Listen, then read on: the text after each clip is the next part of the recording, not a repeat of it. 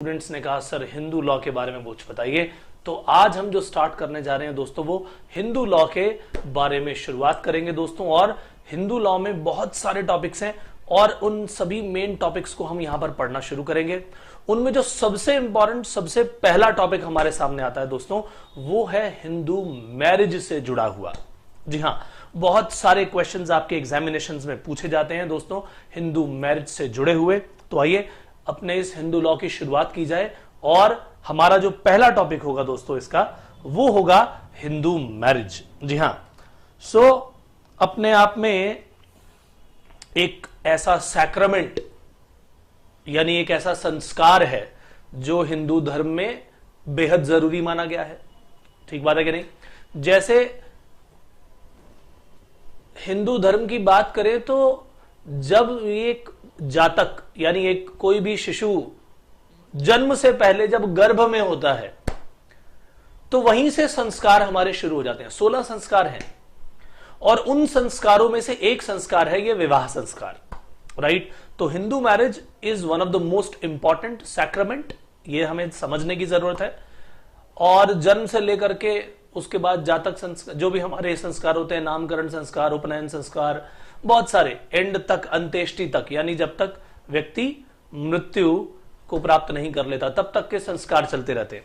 उनमें से इस हिंदू मैरिज के बारे में आज हमें दोस्तों डिस्कशन करना है। इसमें होता क्या है, हमारे इस धर्म में जो फादर है उसका बहुत बड़ा रोल है। फादर की डॉटर, जिस फादर की डॉटर है उसकी एक ड्यूटी बनती है कि वो अपनी बच्ची को बड़ा करे, उसका लालन पालन करे और उसके बाद जब वो विवाह योग्य हो जाए तो उसकी ये पायस ड्यूटी बनती है, उसका धर्म भी बनता है कि वो क्या करे, एक ऐसे सूटेबल पर्सन को फाइंड आउट करे जो उसकी कन्या के लिए योग्य वर है।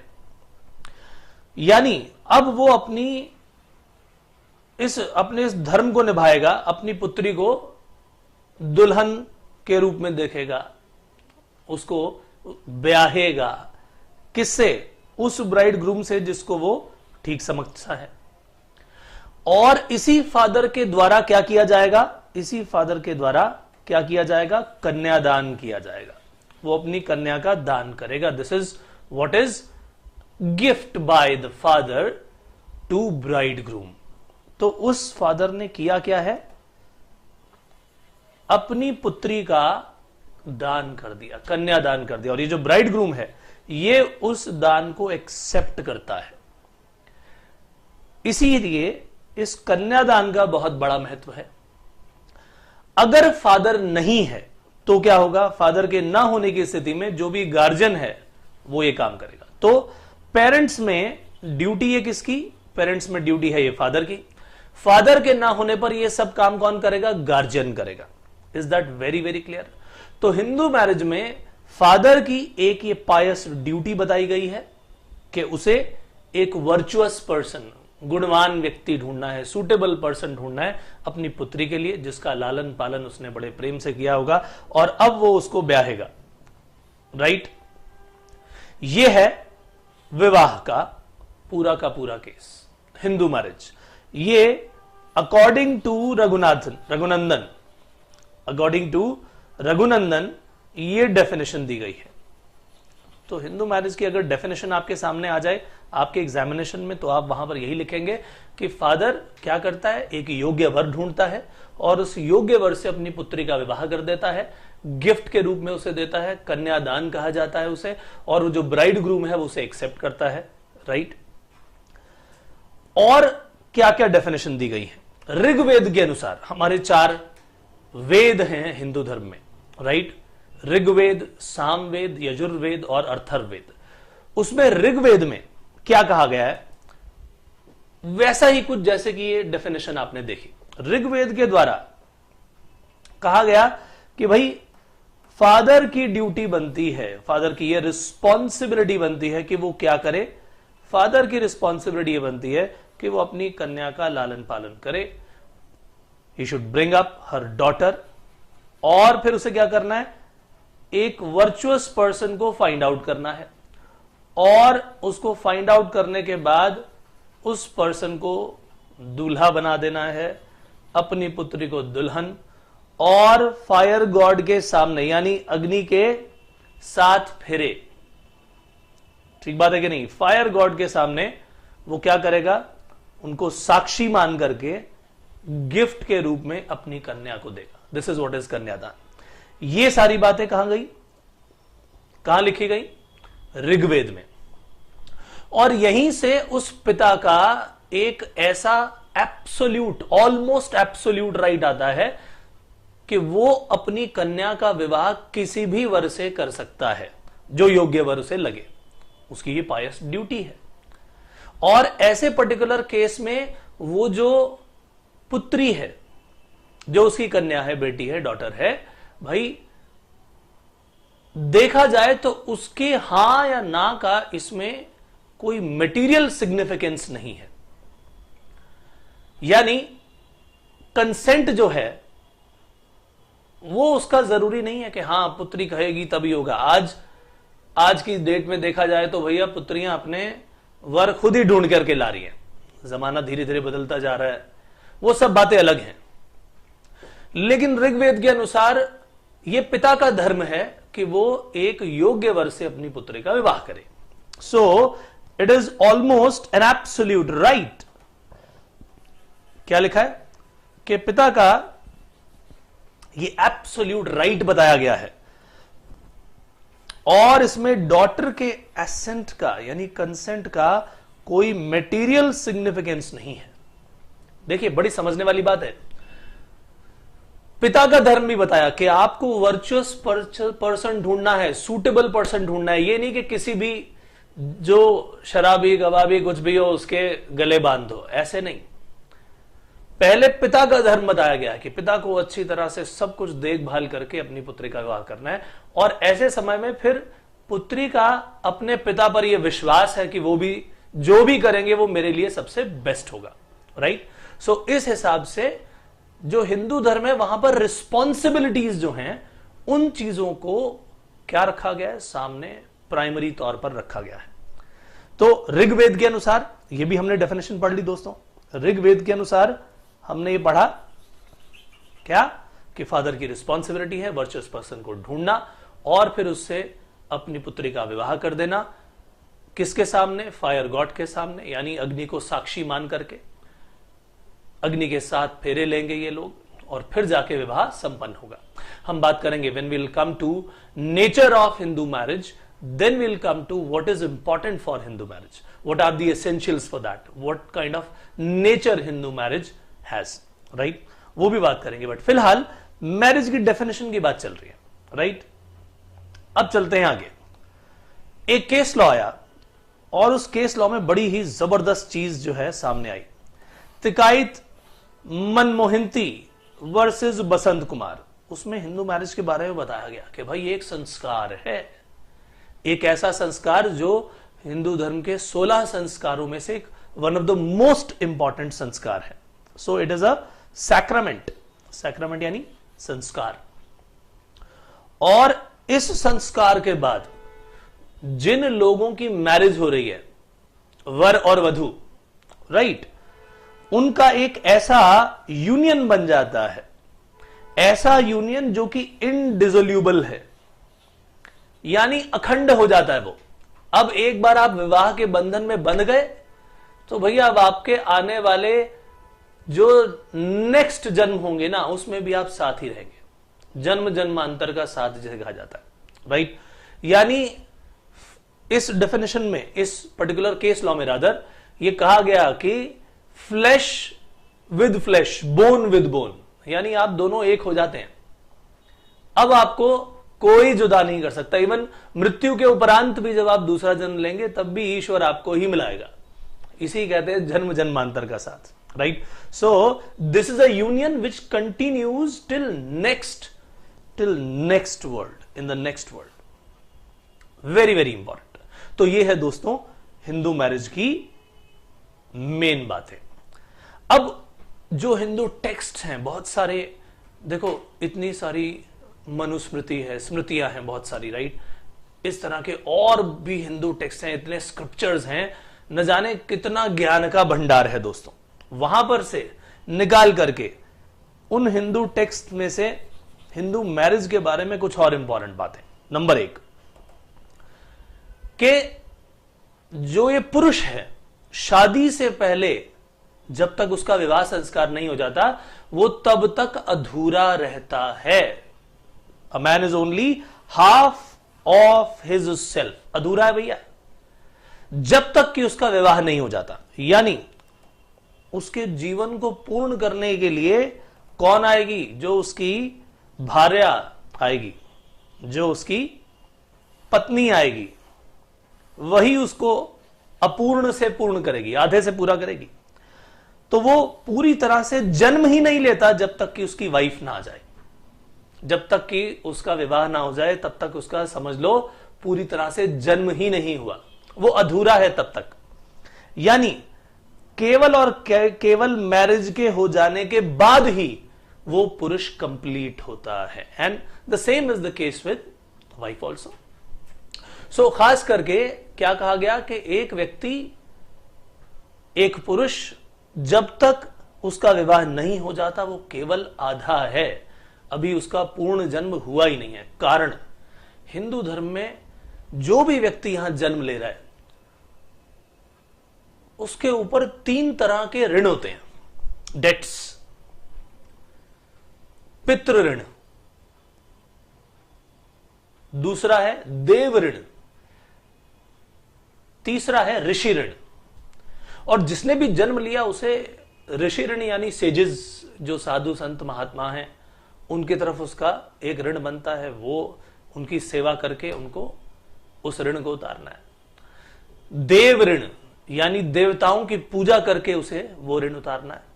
और फिर पितृ ऋण होता है, जो उसके पुरखे हैं, एंसेस्टर्स हैं, उनके मृत्योपरांत उनके कोई भी, मान लो उसकी मृत्यु हो जाती है, उसके बाद वो पहले फ्यूनरल राइट्स होते हैं।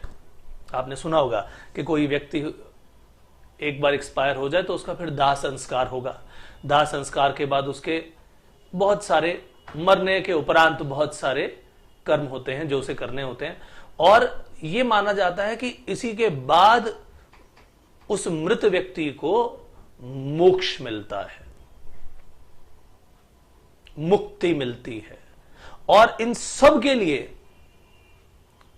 किसकी जरूरत है? पुत्र की जरूरत है। क्योंकि कहा जाता है कि किसी भी पर्टिकुलर हिंदू धर्म में अगर कोई भी व्यक्ति जन्म लिया उसने, जब वो मृत्यु उसकी हो जाती है उस समय उसको हेल से बचाने के लिए, नरक यातनाओं से बचाने के लिए केवल और केवल एक रास्ता है कि उसका पुत्र जो है उसका फ्यूनरल राइट्स और उसके बाद जितने भी कर्म है वो सब करे। इसीलिए विवाह बहुत इंपॉर्टेंट है ताकि आने वाले समय में संतान की उत्पत्ति हो और पूरा का पूरा वंश आगे बढ़े।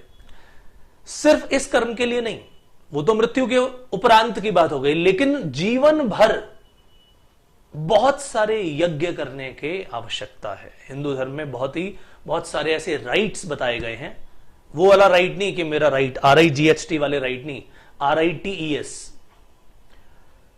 तो ऐसे बहुत सारे यज्ञ कर्म हैं और बहुत सारी ऐसी बातें हैं जहां पर एक पुरुष अगर अकेला करेगा वो पूरे के पूरे जितने भी काम कर ले, बड़े से बड़े यज्ञ कर ले, वो सब इनकम्प्लीट रहेंगे अनलेस और अनटिल उसकी वाइफ, उसके कंपेनियनशिप ये साथ में हो। यानी अगर कोई व्यक्ति महान यज्ञ कर रहा है दोस्तों, तब भी जब तक उसकी वाइफ उसके साथ नहीं है वो यज्ञ अपूर्ण माना जाएगा। अगर आपको याद हो और आपने रामायण देखी हो तो रामायण में भगवान श्री राम क्या करते हैं? वो एक ऐसा यज्ञ करते हैं जब सीता माता को वो वनवास दे देते हैं बाद में। तो उस समय जब वो ऐसा यज्ञ कर रहे हैं कि भाई हर जगह उनकी जीत का घोड़ा जो है जाएगा, दौड़ेगा और हर देश विदेश से गुजरेगा, या तो वो उनकी स्वीकार कर ले कि हाँ जी आप ही हमारे अन्नदाता हैं, आपको हम अपना राजा मानते हैं, और अगर नहीं मानते तो लड़ाई करें। अब यह भी यज्ञ अगर करना है तो ऐसे समय में भी किसकी जरूरत थी? वाइफ की जरूरत थी, सीता माता की जरूरत थी।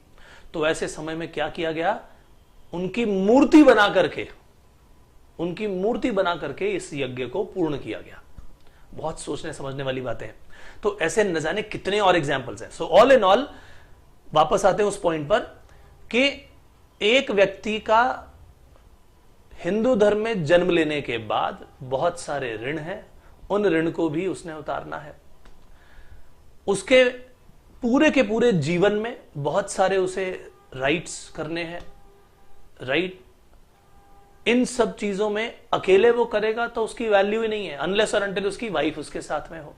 दोनों मिल करके ही अगर यज्ञ करेंगे, कोई भी हवन करेंगे, किसी भी तरह का कर्म करेंगे, दान करेंगे, तो उसकी वैल्यू ज्यादा मानी जाएगी।